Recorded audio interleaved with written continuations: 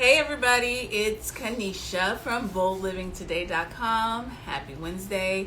Here we are and welcome to an episode of the Wednesday Club.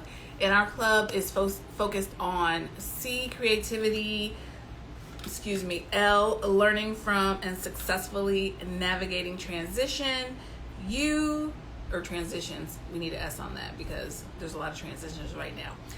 The U, untangling from things and thoughts that keep us small, and B, building and amplifying your boldness. So I always have great guests on Wednesday at 12 p.m. Pacific time here on Instagram Live, so we can discuss different ways to amplify our boldness through creativity while navigating transitions, and then untangling and unlearning things that keep us small or stuck.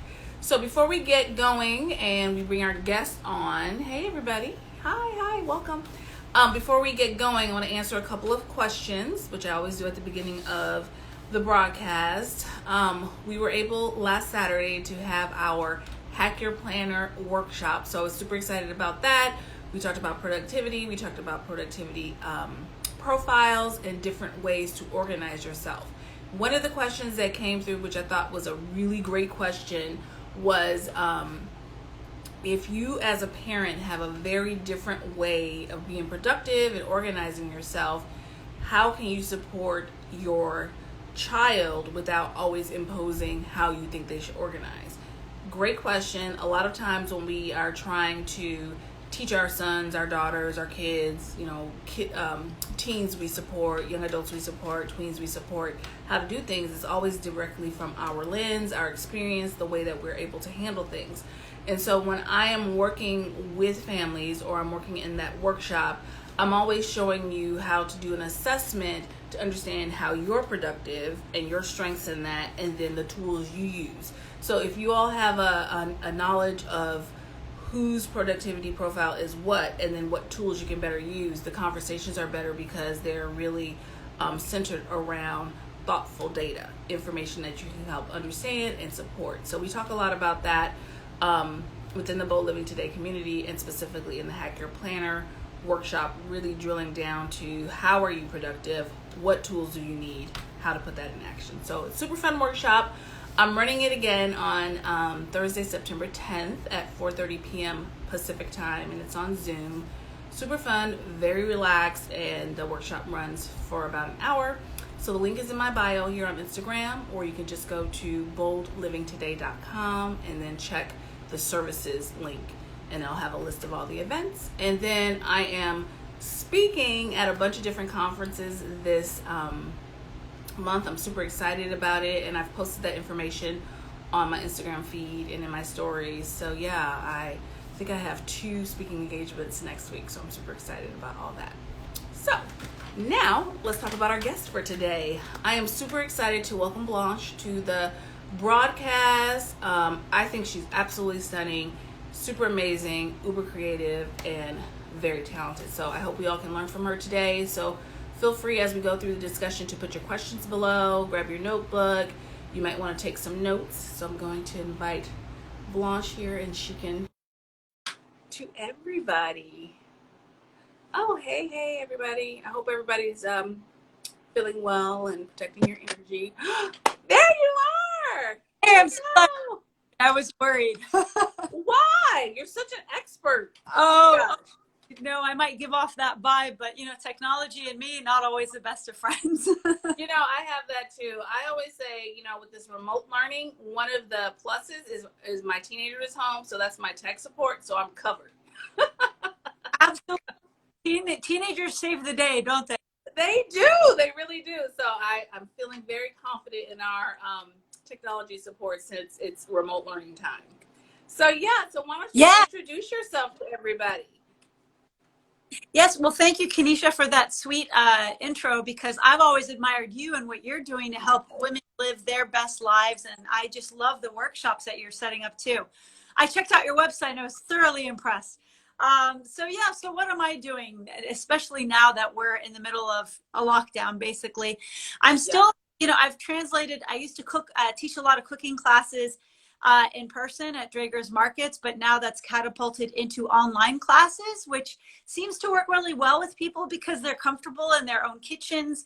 I send them what ingredients they need, and then they go and carry out their creations right in their very own kitchen. So that's been great. The cookbook has been, has been selling steadily. Thank God. It was a crazy amount of time to put that together. And just still churning out a lot of videos on my YouTube channel. So on youtube.com/Blanche TV. What I've done recently is gone to local restaurants because I'm really worried about the livelihood of a lot of restaurateurs. They've taken such a horrible hit from this. Like 4,000 restaurants have closed in New York City alone. So I'm now seeking a lot of like restaurants that have a Middle Eastern vibe or inspiration, and trying to kind of bring them to the forefront on my channel. So I'm trying to do what I can. I mean, it's a crazy time that we're in, right? It's very... I was going to say, I just love the pivots. Like, I've been talking to a lot of clients, a lot of businesswomen like you, a lot of friends and things like this.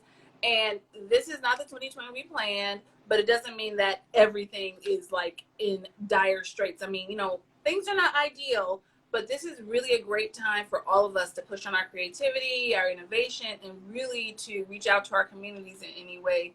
And I love how you just, ran down your list and highlighted those things, because it's easy to have like this pity party, but we're too bold for that, I love that. We're too bold for that. That pity party can last forever and put us in very dark places.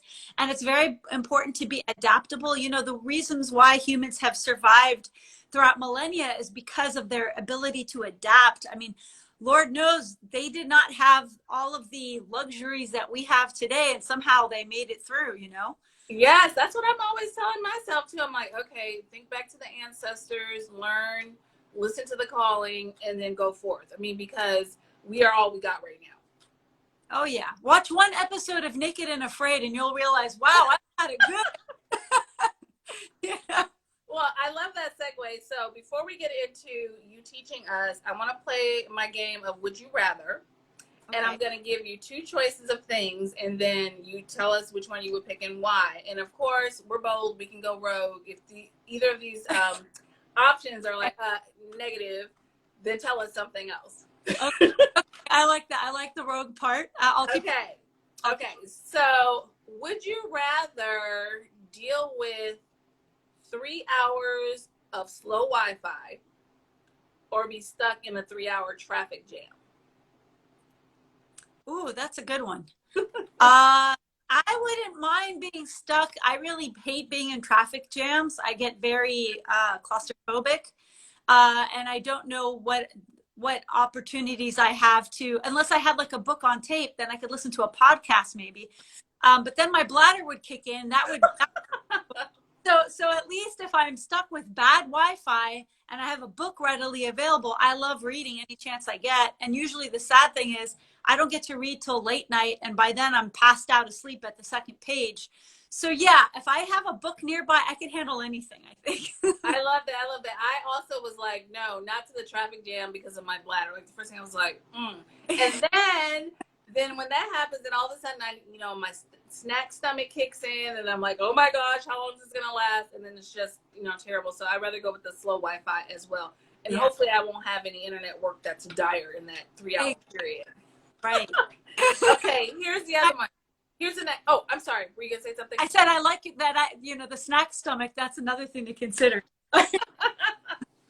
Okay, would you rather receive a bouquet of roses, like any kind of roses you prefer, or a bouquet of sunflowers? I'd rather get the bouquet of sunflowers. Yeah. Something about sunflowers that just cheer me up. As a matter of fact, like in the morning when I work out in the morning outdoors, there's this one particular house and they've got like so many sunflowers, and I just have to stop and stare and like soak it in before I continue. And not to say not to knock roses. I mean, they're beautiful, but there's something special about sunflowers. They're more, and I like things that are more rare and that put me in a good mood. Yeah, it's something about that yellow that just totally shifts my mood. I love sunflowers. I actually have some in the other room. I got them on Monday as a pick me up for going into the week. Everything you said. That's a great. I think I should do that more often. I really. Yeah. That's what I have. That's been my treat during, I mean, other than buying books upon books, but during my COVID buying is fresh flowers every week. What a great idea. That's genius. To put Every week. your mood. I love it. Yeah, I'll send, after this, I'll snap a picture so you can see it. So I'll make sure you go get some. Please do. Or get some out of your yard or whatever the case is. Okay. Okay, so here's the last one. Would you rather, and this is like, you know, if we can go safely, no matter, you know, there's no COVID bothering us at this point. Would you rather go to the opera and see a performance, or would you rather go to the ballet? Ballet, hands down. My daughter is a ballerina. I'm a dancer. That's how I met you. Yes. I've always been a dancer my whole life, from trying to recreate Michael Jackson's choreography in videos back in the day when my mom was like, no, we can't do dance classes right now. So I'm like, okay, MTV. But ballet speaks to my soul. Yeah. And in fact, just the thought of not having a Nutcracker this year, when I've been going every year, I actually dance in the Nutcracker with my daughter. I play the parent, one of the parents. Just the thought of that makes me cry. I know. Literally tears will start. You know, I'm not even going to go to that dark place right now, just thinking about that. But ballet, you know, opera is great, but ballet, I don't know what it is about dance. It just speaks to me. Yeah, I feel the same way about dance. Like, I'm not like a formally trained dancer, but you know how much I love to dance. And the era we were born in, like learning all the choreography from videos, like that was what I did, you know, like rewatch it, rewind, rewatch it, do it again. And I love it. And I did dance in college, and it's just, you know, it's such a connector, it's such a release, it's such a joy sparker, you know, it's all the things that you and I know that we love. It's the silence of dance too. Like, the music is great, but and opera is really loud, and for me, when I want to really de-stress, like, I don't really want any noise. and dance speaks to you in silence. I mean, other than the music, it speaks to you in silence, which I think is really cool. I love that. I never really thought about it that way. That's okay. I might have to journal about that. That's something. Yeah. Yeah, it's a sensory thing for me. Less sensory, sometimes the better. Yeah, no. I think that's real because I do like quiet, but I never really put that with the dance part. So because, you know, like sensory, like in here now, you can't see it, but I got my diffuser going. Really into that, and just, you know, calming, happy, and really mood shifting. So that's something to think about. Yeah. So, okay. So I really want to get into your awesomeness. And you guys, I'm so super excited about this, just because I met Blanche, I want to say maybe like 6 years ago. Because we've been here almost 8. So that's how I'm guessing it. And, you know, I think it was like at an anniversary party, and you were one of the dance instructors, and just the way you talked to the huge audience that you didn't know, but you're like, I'm connecting with you. We're going to move our bodies. We're going to have a good time. And I was like, I believe everything she's saying. I'm ready to go. I'm ready to go. And so, you know, you've had a very creative career in modeling and broadcast, being a chef, you know, being an author, and, you know, leading dance classes. So how would you describe your style of creativity? You know, I love that question because, yeah, you've named all these really disparate, really different paths that I have taken recently, right? And from the very beginning, it was always about journalism. So from the moment I was born, in between the Michael Jackson videos, right? For me, it was about taking that spatula from my mom's drawer and recreating news broadcasts for the neighbors' kids. You know, and I would gather news stories. I would knock on people's, like I grew up in San Francisco. There were plenty of earthquakes when I was a kid. Not so much now, but when I was a kid, there were a lot. So I would say, okay, it's time to do an earthquake broadcast. And I would knock on people's door and say, you know, what happened to your house? Did anything break? And I'd take notes. Like, that was back in the day when people would open the door. Yes. And do things like that. You know, it's sad that kids really can't anymore. So I would create these newscasts, and I knew from that moment on I wanted to be a journalist, from the internships to the broadcast gigs that I had in ABC, and I had my own show on PBS for 10 years. But there was that creative thing in my head. And it's funny you mentioned creative, that I wanted to continue dancing somehow. And I suppressed that for many years until I started teaching dance fitness back in 2013. And if you had asked me then, would you teach dance? I'd think you were crazy. But, you know, it's great how in dance fitness you could get accredited without too much training. So long as you have the desire to create that choreography, you can go ahead and do that. And then cooking and modeling came by accident. So modeling was an accident in that I had taken some professional pictures for my portfolio. The photographer gave those pictures to a modeling agent. She called me into her office. Tracy, I love Tracy. And then that kind of took off from there. And that was in my 30s. So like I would never envision, oh, a modeling career in your 30s, but commercial modeling is great because you get to be healthy. You don't have to starve yourself to walk down a runway, you know, and so that was great for me. And then cooking was transitioning to become a parent. Remember we talked about adaptations. So Yeah. after my second child, I knew I couldn't sustain that workload that I had working 12 to 14 hours a day in a news setting or a television setting. So I'm like, let me take this risk and create a cooking show for YouTube, because we have this platform now that we never did before, and I can keep my mom's recipes alive. And that's how it catapulted into what I'm doing now. It was just simply an idea in my head that I'm like, I'm going to make this happen. People thought I was nuts. Okay, Kanesha, I can't tell you how many people are like, you're a journalist. What are you doing? You're not a chef. What are you doing? And I'm like, hey, I've got my hands on some great techniques and recipes that are hundreds of years old, and I'm going to keep them alive the best way I know how. And YouTube, there's no judgment here. So let's run with this. Let's see where it takes me. So that's why I think it's very important to take risks in life. So, okay, I've just got a whole message. So we're talking about creativity.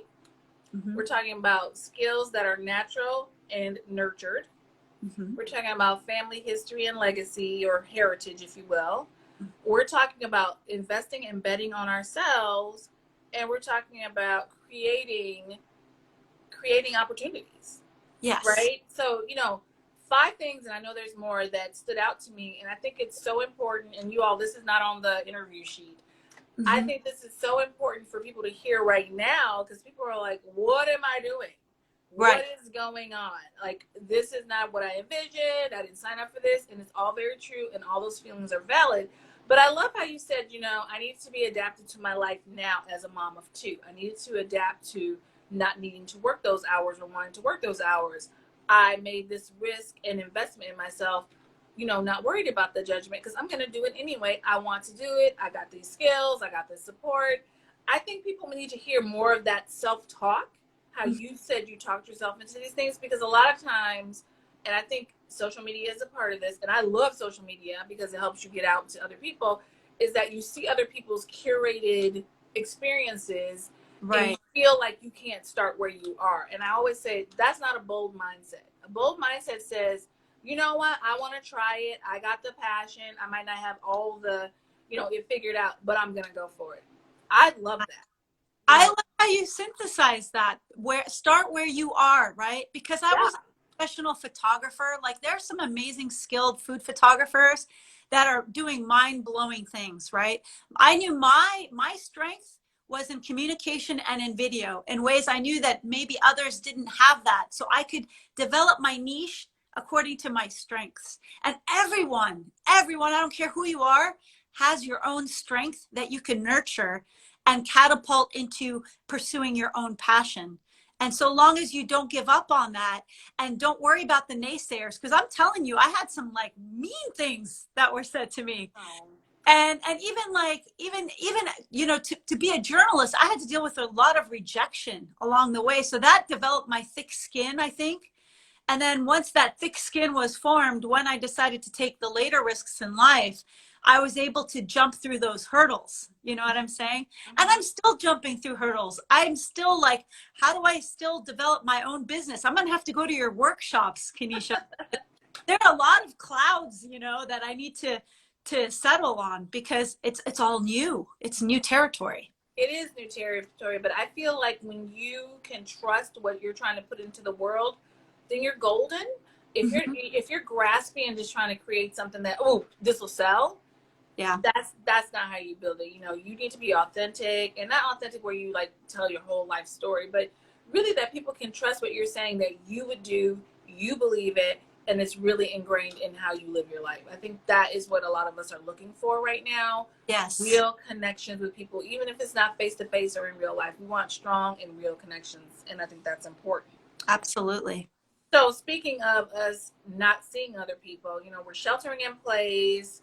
We're cooking a lot of our own food. Most of us are. I know I am. I have subscribed to what do you call it, a farm delivery box each week, because Great. you know, because I'm like, okay, we're home. I Mhm. gotta do something different. And, you know, I love a challenge. So, you know, what motivates you right now, other than just your broadcast? Because I know you love cooking, like as yourself. Like, what motivates you to get into the kitchen and try different things, different recipes, different ingredients, all that stuff? Yeah, well, you know, I'm like everyone else. I do get cooking fatigue. So even Yes. what I do now with the kids at home, I'm having to be a short order cook in between all the things that I'm trying to juggle. And I'm not going to say it doesn't get tiresome, because sometimes you're just like, oh, and then, oh, I'm hungry. I want a snack. Okay. And, you know, and it's just like, how do you stay motivated, right? The average person, some people don't even like cooking and they're forced into this position, right? Yeah. What you did was brilliant, was getting that farmer's box. Because for me, it is the ingredients that inspire new dishes. So let's Mm. you get you have your box and you have some new items in there that you've never cooked with before. Do a Google search or look into the index of some of your cookbooks for that particular ingredient and see what pops up on there. And then try it, right? And then what you can do is engage your family into the process. So I'm trying to engage my kids more. If they have like a recess break, I'm like, hey, come on down. Let's put this together really quick. Let's see if you'd like to do that, right? So ingredients for me are the star. They inspire me more than anything. What else inspires me is tapping into the way my grandparents and great grandparents lived, right? They lived at a time when food preparation was sort of one of the most important parts of their day.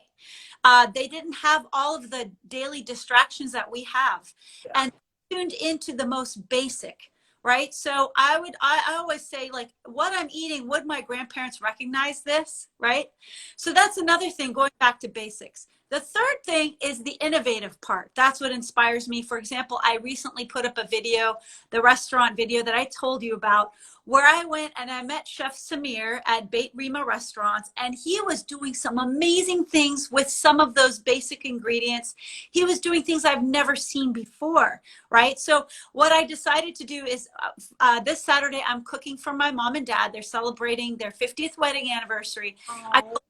create a restaurant in my house. You guys are going to come over, and what Samir taught me, I'm going to incorporate those dishes into the menu for my parents so that they could try it for the first time. So restaurants are a great way to infuse some of that passion back into cooking where you've lost some of that passion. You know what I mean? I do. I love that. So this is so, I feel like I'm like, okay, I'm totally doing the right things. Because when I get my box, I will Mhm. FaceTime my mom, who's actually on this broadcast. I will FaceTime her so we can do Oh, we will do the unboxing, because we're on different time zones. So, you know, it's she's on East Coast time. And so we'll do the unboxing, and then I'm like, okay, I'll tell you when I'm going to try a new recipe with something from this box. And then when I try that recipe, after exactly what you said, I will like Google on there and be like, okay, tomatillos, what am I going to make? And I, then I will FaceTime with her when I'm cooking this new dish. So it's mm-hmm. been pretty fun. And then my daughter, who is in college on the East Coast, she just started her farm box subscription. So we said the three of us, my mom, my daughter, and myself, we're going to pick a night to cook the same thing, but we'll all be on FaceTime because we're in three different places. So I love it. yeah, we might have to pick something from your tutorials, because then I'd be like, oh my gosh, and then, you know, we can show you. Yeah. Oh, I love that so much, Kanesha. Oh, what a great idea. If my daughter goes away to school, I'm so doing that with her. And I'm going to It's encourage just Farmer's Box too. it's just fun, and you know, it's just so easy to boop boop FaceTime and you're on it, and you know, especially now that you can have more than two people, it's just so easy. And I'm sure you can do something like that on the Android, but I don't know. But somebody can put that in the. So I want to mention our ethnic supermarkets. Oh So yes, I yeah. love going through ethnic supermarkets and looking at some new ingredients, and that can also be another inspiration for a new recipe. And you could also, you know, there's so much, it's great to have, you know, the web where you can research all this stuff, because you could just plug in the new ingredient and be like, what do I do with this? And boom, you've got a new recipe that you can incorporate into your menu, you know? Yeah, and I just want to tell other people, like when I'm Googling how to use this one ingredient, I select the recipe by how many steps it has. If it has way too many steps, I'm not doing that one. Oh, for me, that's good to know for me as a recipe creator, that you know more than 5 steps. Okay, I'll keep that. No, seriously, because, you know, the dinner making fatigue, and, you know, I'm like, I want to create a healthy meal. We want to stay healthy during this time. I want to use this farm box. But if it has, like, you know, beyond 5 steps, I'm like, nope, next one. Just because, you know, I don't want to be like overwhelmed by the recipe. I want to be proud of myself. I want to be trying something new and not in the kitchen for the whole night and cleaning it up. And you have things to do, you know. If it has 5 steps, it's best to keep that for a weekend and make that like a project or something. That's exactly it. Oh, yes. Yeah. Okay, we've heard from the expert. So weekdays, your time, 5 steps or less. If you are doing the weekend, you got more time, more help, then go all out. Yeah. I think that's important to know.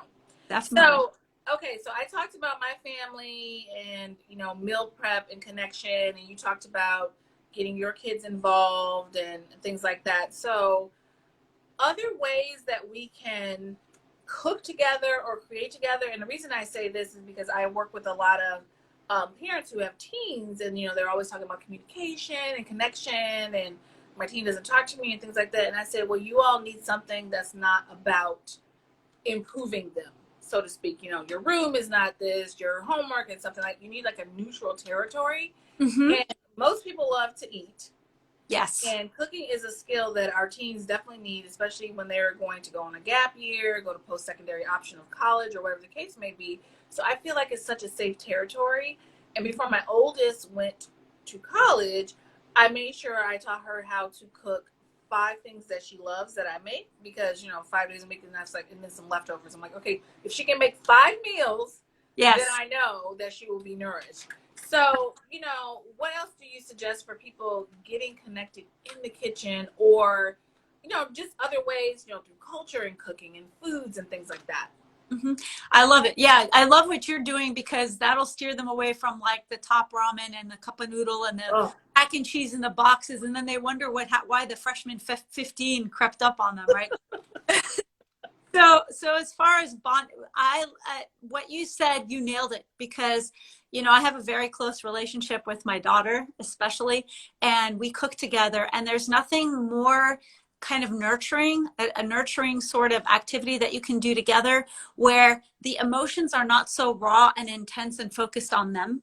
So I like to do recipes with her, and we can talk about things, and she can feel free to talk about it, because the focus is not, you know, like a magnifying glass on her. It's on what we're doing. And so she feels free to open up to me and tell me all kinds of things while we're cooking together.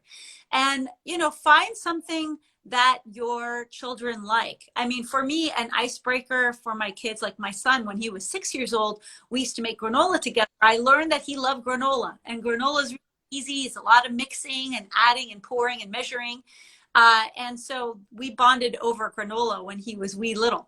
And now that they're older, I like taking them to the farmer's market with me and saying, you know what, I want you to go out there and pick out 2 or 3 fruits or vegetables that are catching your eye. And you don't even have to know what they are, but I want you to go, here's some money, go and bring me back bags of what you think you'd want to cook with, right? And so we'll take it home and we'll cook with that. And it's like, it's almost like a scavenger hunt, which they excited about.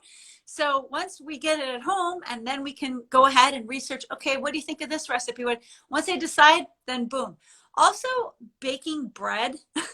Baking bread is a really long activity. I have a great recipe on my site and on my YouTube channel of making homemade pita bread, because for me, one of the best memories growing up was seeing my great aunt Bahia. She lived to be in her 90s, and she had a monthly ritual of making her own pita bread.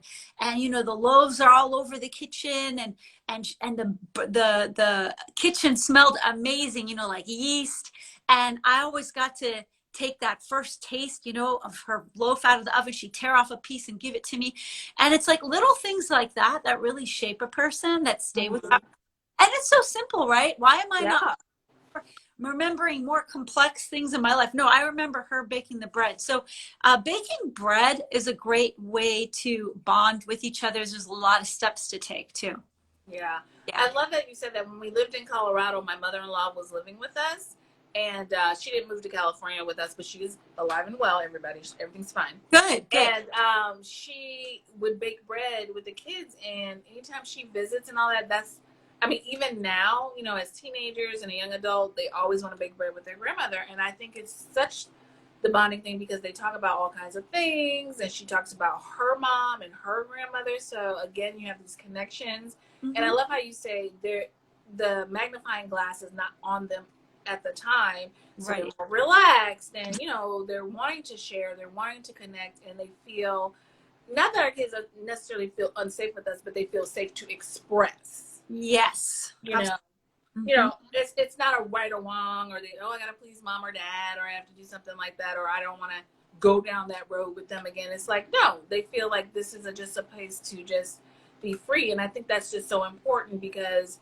we are busy, we are distracted, and not because we don't want to be, but, you know, there's a lot coming at us, different than when we were kids, different than when our parents were kids. And so I think going low tech sometimes is really what is needed. And, you know, and then you got this beautiful product of food that you will get to enjoy and say, hey, I did that. Yeah. So important. You could even do Zoom exchanges. So lately I've done some Zoom cooking camps for kids. Oh, yeah. Cool. It's better than a television show, because a kid isn't going to sit and watch a television show. But if it's a Zoom cooking class, they've got their ingredients prepped. They can show off what they've made in real time. We all taste it together. It makes it so much more fun. But you don't need to have the structure of a cooking camp. You can just, like, you see how you're connecting with your daughter and with your mother. That's what people can do. They can connect with their friends that are like literally 2 blocks away. It doesn't matter the distance, just connect and cook together, you know? Yeah, you just gave me a great idea. Like, you know how you used to be able to do like a full progressive dinner and like move around. You could probably still do that, be cooking on Zoom, and then people just package it up and you just pick it up from porches and then enjoy. Yeah. Oh, that's a fun idea. Yeah. Okay. I like I'll think about that. I have friends' birthdays coming up. I'm like, okay, I'm thinking about that. Maybe I can get you to teach us something. Yeah, of course. So I really love, I forget the ingredient that you made, but it was kind of like the dip that you made, but it was kind of like it was kind of like guacamole, but it was something else. It did not take a lot of ingredients. It was on your YouTube channel. I do watch. Okay. And because I'm always like, oh, it looks good. I love the video you did with your kids. You created food to have like the nice little picnic outside, super simple and easy. Yes. And so I think a lot of times when people think about cooking, they think they have to have all these ingredients. And so I was just curious, like, what are some, you know, top 3 to 5 ingredients you should just have on hand to cook a dinner that is under 30 to 40 minutes from start to finish? Right. So this is what helped me survive during like extreme lockdown. Remember back in March, that was like a haze of horror, you know? Yes. When every single shelf was bare, you know? So what I always have on hand in my freezer are frozen vegetables, which you can incorporate. You could roast them. You could put them in casseroles. You could even put them in stir fries. Frozen fruit that you can put in yogurt parfaits for the kids for breakfast or make smoothies with. Ground meats, so ground turkey or ground beef that I can expand, you know, to feed a large family. So I can use them as a ragu, of course, for spaghetti, but I could also incorporate them into casseroles as well. There's a lot of Middle Eastern casseroles that are augmented with a lot of vegetables and ground meat and sauce that you could take a 1 pound and feed the entire family with that 1 pound. Now, if you're vegan, you know, I have plenty of dried chickpeas and lentils. And so with lentils, I make a dish called mujadara, which is basically lentils, rice with caramelized onions. And you could feed the whole family for under $7 with that, and add some vegetables to it. And of course, my staple spices would be allspice, garlic powder, cumin, let's see, thyme, which I really like with like chicken and that type of thing, and lemon pepper. Now, lemon pepper is funny because not so many people use lemon pepper, but my parents have been using it. Oh, you do? Nice. I do because my mom's been using it. Yes, lemon pepper. It's like, with the salt and pepper. Yeah, it's salt, pepper, and lemon, like sour, right? And I love sour. So that's so versatile with poultry, with fish, with salads, with vegetables. So as long as I have those elements, I could do pretty much anything, So my pantry is always stocked with the legumes. Oh, and the grains, really hearty grains. So in Arabic cooking in particular, we use a lot of bulgur wheat, freekeh, and even farro and barley. And so these are great grains because they even have protein in them too, which makes them more filling, and they have a really long shelf life in your pantry. So you could incorporate them in lots of different dishes. Even for instead of oatmeal, I'll have freekeh wheat and I'll add almond milk and cinnamon and I'll eat that, and it's super filling. It's got a nutty flavor and texture, which I love. It's not for everyone, but I love it. I want to try that now because I love freekeh when I go to restaurants, usually with a kebab. And yeah, I never thought to cook it myself. And then you said like oatmeal. I'm like, oh, yeah. Why not? I'm gonna add that to my list to try. I'll have to report back because I love making grits. Okay. And my husband loves oatmeal, but then maybe this will be our middle ground. Yeah. It's different. It's very exotic as far as the grains go. It kind of has a bite and a nutty, almost smoky flavor to it, but it's fun to mix it up with something like that. And it's got a lot of fiber and protein in it too. Okay, good to know. And I already love almond milk, so I'm like, check, and check. Yeah, there you go. You're done. Okay, so what other, I know you talked about some of the restaurant demos and tours that you've done. Are there any other chefs that inspire you that we can learn from or we should know about? Sure. So as far as, you mean like television chefs or? Local chefs, television chefs, internet chefs. And that's not in a rude way, like anybody that we, that you really think we could learn from, especially since, hopefully people are still going to social distance as much as possible, but, have a birthday dinner party for relatives and enjoy getting in the kitchen themselves or with their families and just really nourishing themselves. Yeah. Well, on Instagram here, there are a lot of amazing personalities and chefs and influencers. One is Russell Patient. He's got I think his name is always changing. I think he's under Weedy_Burton. So WEED. Oh, I think he's on today. Burton. Yeah, I think he's on. He has inspired me for years, so much so that I even put him in my forward of my cookbook. So if you're a vegan, you must visit his site. He does incredible things, cashew cheeses, and he'll add kohlrabi, and he'll make gorgeous mousses, and it's all vegan. So if you're vegan, I love him. I also love Vincenzo's Plate for Italian food. So Vincenzo and I go way back, and he's so fun. He just had a baby recently, but he's based in Australia, but he goes to Italy a lot. He's got lots of family in Italy, but Vincenzo's always churning out the tiramisus and the pastas and the breads and he just has so much personality. I absolutely love Vincenzo. As far as television, I love Nigella Lawson. Yes. Because she's just so sensuous, and I love that she can create a beautiful spread of food with pretty simple ingredients. I like her food philosophy. And, she's got a bunch of episodes on YouTube now, so you don't have to wait to watch her on television. I'll sometimes just watch her, just to watch Nigella on YouTube. She's a hoot. And one chef that influenced me, my life would be, and he's gone now, is Anthony Bourdain. Yeah. Because Anthony Bourdain, he was a chef, but he was a world traveler, and he always became a part of the culture he was visiting. He was always humble, and he always listened. He was a great listener, but he was also an incredible writer, and he did better journalism than many journalists that I can name off the top of my head. He wasn't trained in journalism, but he definitely knew how to communicate with people and present their stories in a way that no other journalist knew how to do, which is probably why CNN picked him up in the late phases of his career. And for me, he's ultimate, you know, and I'm still sad that he's gone. Yeah. The So, thing that I loved about, and I watched everything he did, you know, that I can get my hands on, is because he was such a humanist, and then about the food and cultures being the connectors, and you know, you wanted to be there, you wanted to taste what he was, you know, involved in. Like, I just love, even if it was something like, I don't know about that, like, I trusted how he was, you know, highlighting that particular group, those people, those families, that culture, that country. It was really beautiful. It was. Yeah. and sometimes like the hole in the wall, he glorified those like tiny hole in the wall restaurants Yeah. where people, like one of my favorite episodes was when he was with President Obama at the time and they ate a bowl of pho in, Yes. in a like this tiny little place, and the chairs were all cramped and they were just sitting. I'm like, that is life right there, you know, enjoying pho with somebody who's like the head of state.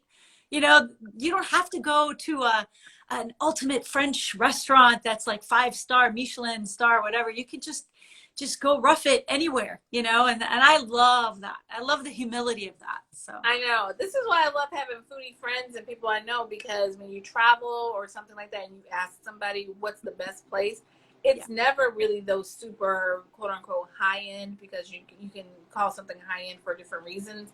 It's always off the beaten path, a little hole in the wall, and you're just like, if I could just package all this food up and take it back home with me, yes, it would be the best thing. It would be the absolute best totally thing. Yes, for sure. Okay, so when I'm going to this red carpet premiere and it's time to have, you know, your beautiful memoir biopic film, who, I'm not laughing, you know, who is going to play you in the film? You know, that's a great question if that ever happens. But hey, let's play this game. It's fun. I love mean, the film could be a feature film. It could be a half hour. It's a film. Okay. Well, if I could have an actress, it would be Famke Janssen. Oh, Weird. I love her because she's fierce. She's always played fierce characters. She's very tall, like I am, and she's mysterious.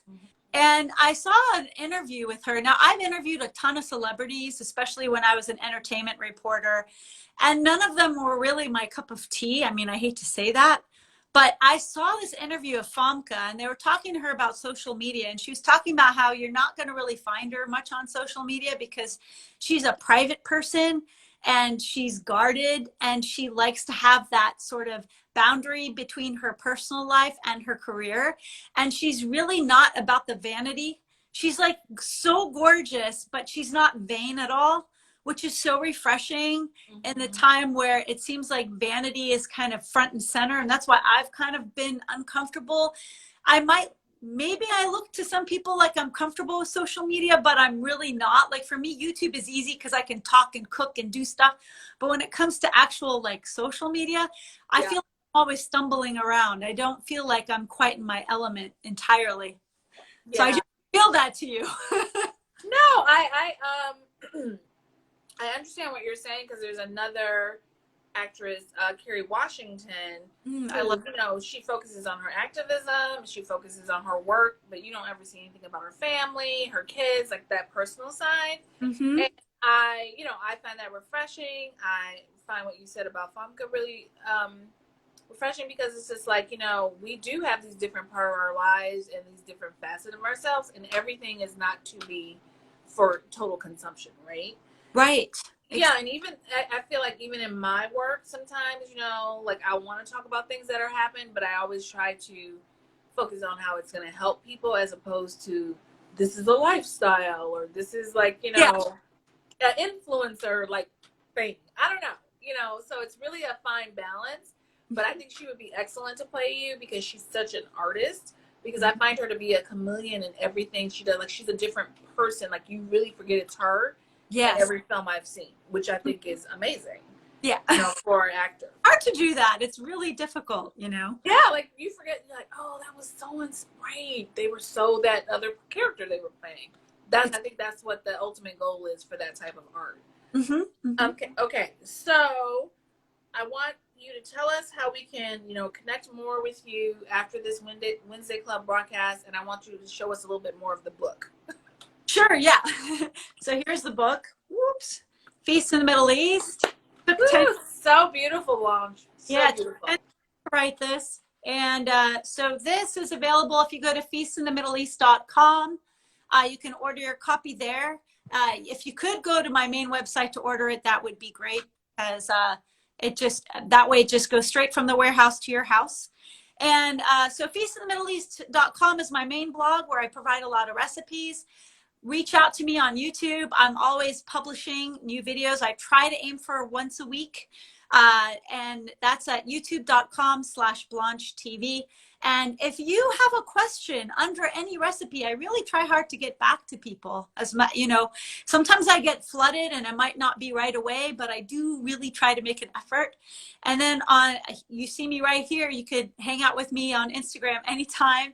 And on Facebook, it's Blanche's Feast in the Middle East. I've got a lovely community there, and people are always sending me photos of the dishes that they're making from my book. And what I like to do is weekly roundups where I feature their dishes and do a shout out for them if they want to be followed. So those are the main places where you can find me. That's awesome. And then I know you talked about your cooking camps. Is that also on your website, Feast in the Middle East?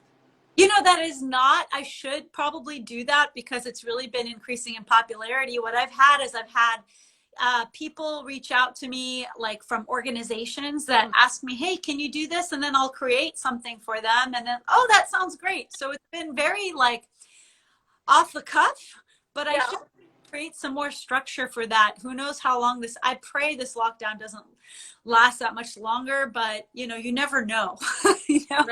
Right. Well, and I think that's just another way for people to have access to, I think people are intimidated by cooking, but that I see you, I see myself in you. We're moms, we're running our businesses, trying, and I connect to people like that. And so I just think it's important for people to be able to see themselves and people they want to learn with and learn from. So, maybe you should just put a little bit on the website. I will. Kanesha, you're telling me to live bold. I'm going to do it. Well, I mean, now people are going to be hungry. We've seen your book. You've talked about the food. Mm-hmm. Then they're like, okay, I want to cook with her. So I want that to be able to happen. So, yeah. Plus, it's kind of been breaking my heart into 1,000 pieces that kids are stuck at home, especially since they're not really vectors for this disease. And if I can give them an outlet or an escape, I'd love to be able to do that and make them feel good about themselves and distract them from everything that's going on around them. Yeah. I would love to do that. So yeah, thank you for giving me the push to do it. No, I mean, it's high quality and it's something that's a skill-based thing. And I think right now, I'm always telling people is what can we learn in the middle of this not being ideal that brings joy? Me teaching my creativity workshops where you can still do it at home, you teaching us how to cook at home, then we have something to look forward to and to constantly go back to for our creativity. I think it's so critical right now. Absolutely. Absolutely. Yeah.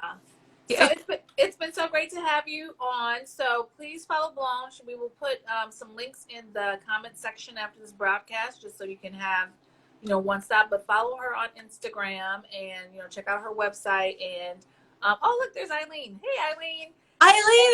Check out her YouTube and all of that. And, I love that everybody comes to Wednesday Club with their questions. You can keep the questions going after, this broadcast. My mom says this is a respite. It's not forever. That's right.